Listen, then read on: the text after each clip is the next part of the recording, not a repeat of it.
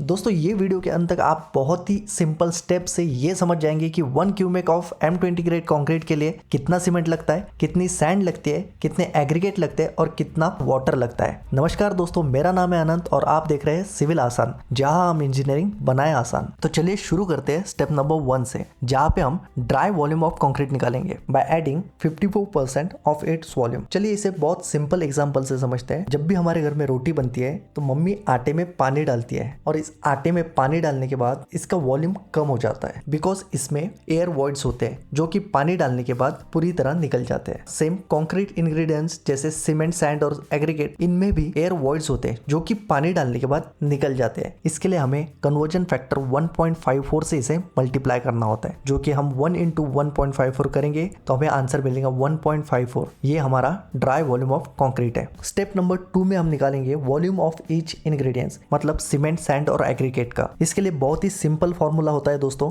Volume of material is equal to individual ratio part divided by sum of ratios into dry volume. यहाँ पे हमें M20 grade of concrete के लिए quantities निकालनी है। सो सबसे पहले हमें M20 का रेशियो पता होना जरूरी है। M20 का रेशियो होता है 1:1.5:3। यहाँ पे 1 होता है सीमेंट, 1.5 होता है सैंड एंड 3 होता है एग्रीगेट। अब इन सब रेशियोज का हम सम करेंगे, that is 1 + 1.5 + 3 is equal to 5.5। अभी हमारा सम ऑफ रेशियोज हमें मिल गया। तो चलिए सीमेंट की क्वांटिटी यहाँ पे निकालते हैं। सो इंडिविजुअल पार्ट सीमेंट का हो गया 1, सम ऑफ द रेशियोज यहाँ पे आ गया 5.5 इनटू टोटल ड्राई वॉल्यूम जो कि हमने पिछले स्लाइड में निकाला था 1.54। इसका आंसर है 0.28 m3। इसी तरह सैंड का निकालेंगे। सैंड का इंडिविजुअल रेशियो पार्ट आया 1.5 divided by sum of ratios 5.5 into dry volume of concrete जो कि है हमारा 1.54। इसका आंसर आता है 0.42। नेक्स्ट एग्रीगेट के लिए निकालेंगे। एग्रीगेट का इंडिविजुअल रेशियो पार्ट आता है 3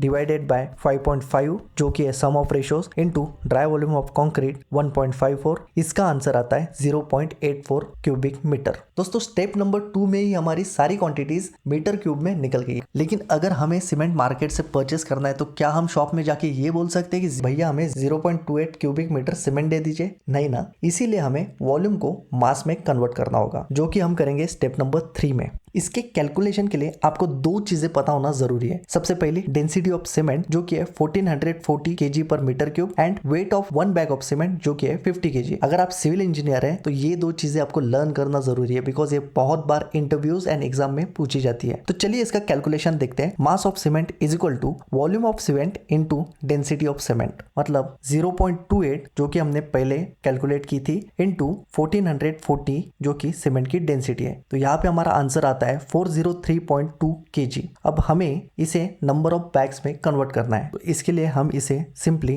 wait of 1 bag of cement से डिवाइड कर देंगे, मतलब 403.2 डिवाइडेड बाय 50 जो कि 1 बैग ऑफ सीमेंट का वेट है। तो हमारा आंसर आया 8.064 बैग। यहाँ पे हमारा आंसर आया 8 bags. So 1 cubic metre M20 grade of concrete के लिए हमें 8 बैग ऑफ सीमेंट लगती है। तो चलिए स्टेप नंबर 4 में सैंड और एग्रीगेट के वॉल्यूम को मास में कन्वर्ट करते हैं। तो इसके लिए भी हमें इसकी डेंसिटी पता होना जरूरी है। दोस्तों सैंड की डेंसिटी वेरी करती है as per zone of sand जो कि है Z1, Z2, Z3 या Z4। सो बेसिकली सैंड की डेंसिटी 1600 से लेके 1800 kg पर क्यूबिक मीटर होती है। यहाँ पे हम 1600 कंसिडर करेंगे। सेम एग्रीगेट की डेंसिटी 1450 से लेके 1750 तक होती है। यहाँ पे हम इसे 1500 कंसिडर करेंगे।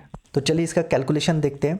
मास of sand is equal to volume of sand into density of sand. Volume of sand है 0.42 जो कि हमने पहले ही कैलकुलेट किया था, और डेंसिटी ऑफ सैंड यहाँ पे हम कंसिडर कर रहे हैं 1600। सो हमारा आंसर है 672 kg। इसी तरह एग्रीगेट को कैलकुलेट करते हैं। वॉल्यूम ऑफ एग्रीगेट जो कि हमने कैलकुलेट किया था 0.84 इनटू डेंसिटी ऑफ एग्रीगेट जो कि हमने कंसिडर किया है 1500। तो यहाँ पे हमारा आंसर आया 1260 kg। लेकिन दोस्तों कई बार घर के कंस्ट्रक्शन के लिए लोकल वेंडर हमें सैंड और एग्रीगेट की क्वांटिटी क्यूबिक फीट में मांगता है। सो ये कैसे करें ये भी हम देख लेते हैं। सो क्यूबिक मीटर को हमें क्यूबिक फीट में कन्वर्ट करने के लिए कन्वर्जन फैक्टर 35.3147 का यूज करना होता है। तो चलिए क्यूबिक फीट में सैंड को निकालते हैं। Cubic feet of sand is equal to volume of sand into conversion factor. तो हमारा volume of sand cubic metre में था 0.42, इसे हम मल्टीप्लाई करेंगे 35.3147। सो हमारा आंसर है 14.83 0.03 जिसे हम अप्रोक्सीमेट पकड़ेंगे 15 क्यूबिक फीट। इसी तरह एग्रीगेट के लिए volume of aggregate into conversion factor मतलब 0.84 जो कि हमारी एग्रीगेट की क्वांटिटी निकली थी इनटू 35.3147 जो कि हमारा आंसर आया 29.664। इसे हम कंसीडर करेंगे 30 क्यूबिक फीट। सो यहाँ तक हमारी सीमेंट, सैंड और एग्रीगेट की क्वांटिटी निकल गई है। अब स्टेप नंबर 5 में हम कैलकुलेट करेंगे वाटर। दोस्तों कंक्रीट में वाटर उतना ही जरूरी है जितना कि cement, because water cement ratio जब आपका प्रॉपर होता है तभी कोई भी ग्रेड का कंक्रीट उसकी